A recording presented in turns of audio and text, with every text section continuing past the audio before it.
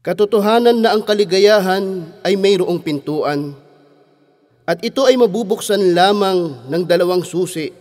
Ang unang susi ay ang tumingin sa iyong itaas, sa kalangitan, at anumang mayroong dito, ang mga bituin, araw at buwan. At tumingin sa iyong paligid, mga karagatan, kabundukan, mga ilog, mga hayop, mga ibon at mga isda. Hindi ba mayroong batas na sa mga ito ay nangangasiwa? Ang mag-isip sa iyong sarili at kaayusan sa iyong katawan kung papaanong nagtutulungan para sa iyong kalusugan.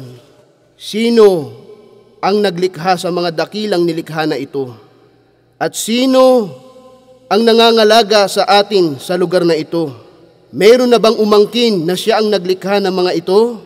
Katotohanan na may isang dakilang naglikha sa mga ito at tunay na may kakayahan ang maawain.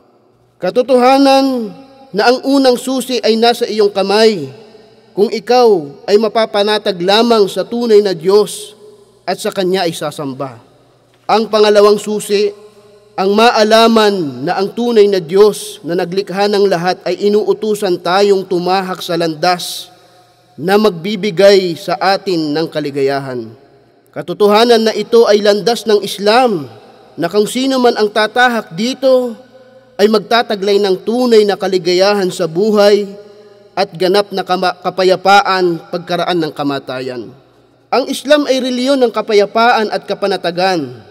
Ang Muslim ay nabubuhay ng mapayapa kasama ang kanyang tagapaglikha, sapagkat siya ay naging masunurin sa Kanya at dahil dito, kapayapaan pagkaraan ng kamatayan. Ang Muslim ay nabubuhay ng mapayapa sa kanyang sarili, sapagkat ang kanyang puso ay nakilala ang kanyang tagapaglikha. Ang Muslim ay nabubuhay sa kapayapaan kapiling ng mga tao, sapagkat siya ay nakikitungo ng may katapatan. Isang pagbati mula sa nagnanais sa iyo ng kabutihan dito sa Badia Islamic Center.